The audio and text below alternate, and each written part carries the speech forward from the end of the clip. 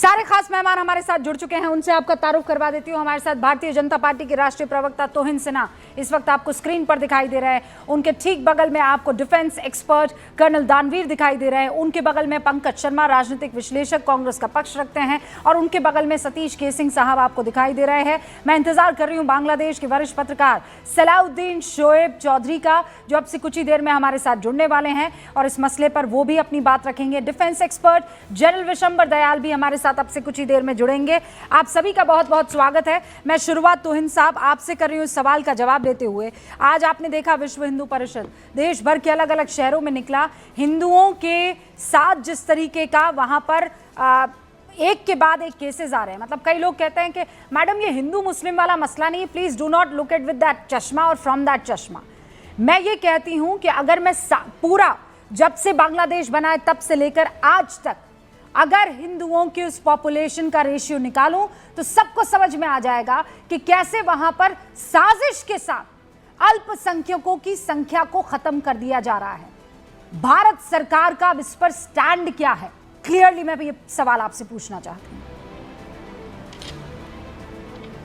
नमस्ते रूबिका जी, सबको नमस्ते। देखिए, जो बांग्लादेश है वो एक आत्म विनाशकारी पथ पर निकल पड़ा है और अब उसको टूटने से कोई नहीं बचा सकता। निश्चित रूप से जो घटनाएं वहां पर हुई है, दीपू चंद्र दास जी की जो हत्या और जिस प्रकार से वो हत्या हुई है, निर्मम हत्या, वो हृदय विदारक है। उससे इस देश का एक एक हिंदू, मेरे ख्याल से हर जनमानस जो है पूरी तरह से विचलित है। और ये हमारा दायित्व है, हमारी सरकार का दायित्व है कि जो भी वहाँ पर भारतीय हैं, जो भी हिंदू हैं, उनकी रक्षा के लिए हम खड़े हैं। हमारे दूतावास जो है संपर्क में है वहाँ पर स्थानीय एजेंसी से। देखिए, दुख की बात यह है कि आज जब प्रोटेस्टर्स इस किलिंग के विरुद्ध बंगाल में जो डिप्टी हाई कमीशन की ऑफिस है बांग्लादेश की, उसके आगे प्रोटेस्ट कर रहे थे, तो ममता बनर्जी के पुलिस ने उन पर इस क्रूरता के साथ लाठीचार्ज किया कि ऐसा लग रहा था कि ममता बनर्जी बांग्लादेश के साथ खड़ी है। वो तस्वीरें दिखाइए जरा, जो आज वहां पर दीपू चंद्र दास के साथ हुआ। 10 सेकंड वेट कीजिए। हाँ। दीपू चंद्र दास के साथ जो आज वहां पर हुआ है, हरगोविंद दास के साथ मुर्शिदाबाद में लगभग उसी क्रूरता के साथ हरगोविंद दास और उनके भाई को मारा गया था अप्रैल में। और उससे ठीक पहले ममता बनर्जी ने वक्फ अमेंडमेंट एक्ट के विरुद्ध झूठ फैलाकर मुसलमानों को उकसाने की कोशिश की थी। तो मुझे लगता है कि बांग्लादेश पर तो हम नजर बैठाए हुए हैं, बांग्लादेश से संपर्क में है, लेकिन जो हमारे देश के कुछ नेता हैं उनको ऐसी स्थिति में जिम्मेदारी से काम करना चाहिए। उनको अपने स्टेट में, विशेषकर मैं बंगाल की बात कर रहा हूं, बांग्लादेश जैसी परिस्थिति को इनकरेज नहीं करना चाहिए। देखिए, बांग्लादेश जी मैंने सुन ली आपकी और समझ ली। No, I want to understand one thing कि जब हिंदुओं के साथ ये नरसंहार हो रहा है, जब हिंदू वहां पर परेशान हो रहे हैं, तो आप सरकार होने, आप तो हिंदू झंडा बरदार है ना, आप कहते हैं सनातन के रखवाले हैं। आप सीए का जब जिक्र करते हैं तो यही अगल बगल के लोग हैं जिनके दर्द को आप समझते हुए सीए को लेकर आते हैं। मुझे ये बताइए कि बांग्लादेश की सरकार को वो कड़ा संदेश इस सरकार की तरफ से दिया गया है कि नहीं दिया गया है? What are we waiting for? हम किस चीज का इंतजार कर रहे हैं? 30 सेकंड्स जवाब दे दीजिए मुझे। देखिए, बिल्कुल हर रोज जो है उनको संदेश दिया जा रहा है। कुछ चीजें सार्वजनिक इस वक्त इसलिए नहीं की जाती हैं क्योंकि देखिए, आपको ये समझना होगा, हम एक रोग एस्टैब्लिशमेंट से डील कर रहे हैं। मोहम्मद यूनुस जो है एक रोग लीडर है। वो जो है नोबेल प्राइज के एवज में हर तरह की जो है जिहादी गतिविधियों को एनकरेज कर रहा है। इसलिए हम एक सोचा समझा, एक कॉशियस अप्रोच ले रहे हैं। लेकिन इसका कतई ये अर्थ नहीं है कि हम कॉन्स्टेंटली हम उनके संपर्क में भी हैं और उनको आगाह भी कर रहे हैं कि इस तरह की गतिविधि भारत बर्दाश्त नहीं करेगा। जब उन्होंने पंकज जी भी हमारे साथ बने हुए हैं, कॉरिडोर के बारे में 10 सेकंड दीजिए मुझे। Alright, I will come to you sir. मेरा एक सवाल पंकज जी आपसे है, ये मैं क्या बयान सुन रही हूं सर? दिग्विजय सिंह जो कहते हैं उसको राशिद अलवी सपोर्ट करते हुए कहते हैं कि दिग्विजय सिंह ठीक ही तो कह रहे हैं, बांग्लादेश में कट्टरपंथी सरकार है, भारत में भी कट्टरपंथी सरकार है। बांग्लादेश में हिंदुओं पर और मंदिरों पर हमला हो रहा है, भारत में मस्जिदों पर हमला हो रहा है, मुसलमानों पर बुलडोजर चलाया जा रहा है। भारत और बांग्लादेश के कट्टरपंथी और सरकार एक समुदाय के खिलाफ काम कर रही है। सर, ये क्या बेवकूफी भरे बयान है सर? आपको ये लगता है कि यहां पर मुसलमानों का नरसंहार कर रही है सरकार? क्योंकि बांग्लादेश की कट्टरपंथी सरकार से भारत के सरकार की अगर कोई तुलना करता है मानता हूँ कि मोहम्मद यूनुस जब से बांग्लादेश के सर्वे सर्वा बने हैं तब से हालात बहुत खराब होते जा रहे हैं।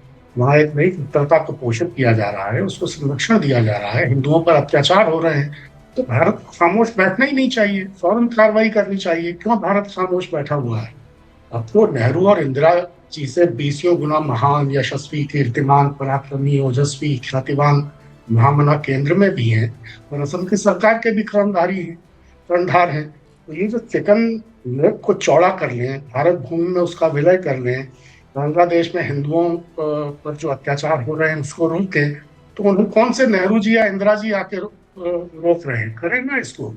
अमेरिका को जुबान चलाने से थोड़े कुछ हो जाएगा। नहीं, नेहरू जी और इंदिरा जी नहीं आ रहे हैं, पर उन्हीं के नक्शे कदम पर चलने वाले बहुत से तो है ना अभी भी।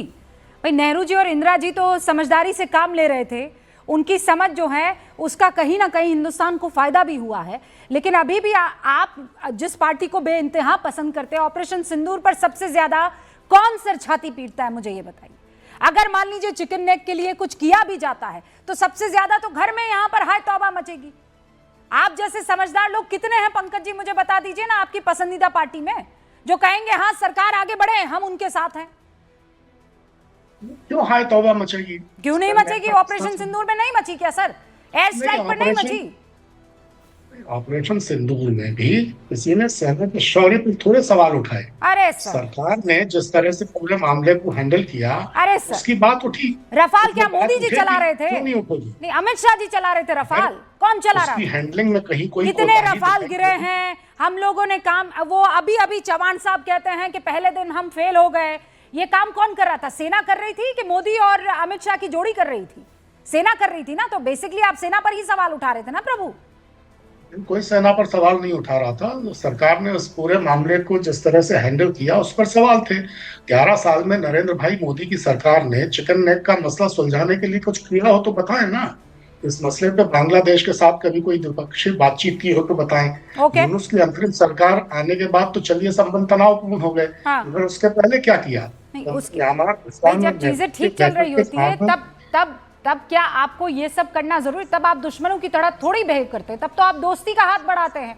अब जब दोस्ती सामने वाला नहीं समझ रहा है तो फिर वो समझे कि किस भाषा में उसे समझाया जाएगा। कर्नल दानवीर, और फिर मैं आती हूँ पंकज जी आपके पास। बाकी सारे मेहमान भी हमारे साथ जुड़ चुके हैं। देखिए, चिकन स्नैक की बात हुई। सबसे पहले तो ऐसा कोई विवाद भारत और बांग्लादेश के बीच में चिकन स्नैक को लेकर नहीं है। पूरी अंतर्राष्ट्रीय सीमा सुलझा ली गई है। कुछ एनक्लेव्स थे जो कि मोदी सरकार और उधर शेख हसीना के बीच में वार्ताएं हुई और उसके बाद में वो सारे एनक्लेव्स वाला इशू जो है सेटल हो गया है। सिर्फ तीस्ता वाटर शेयरिंग के ऊपर इशू बना हुआ है। चिकन स्नैक को लेकर कोई इशू नहीं है। तो ये तो रही बात चिकन स्नैक की।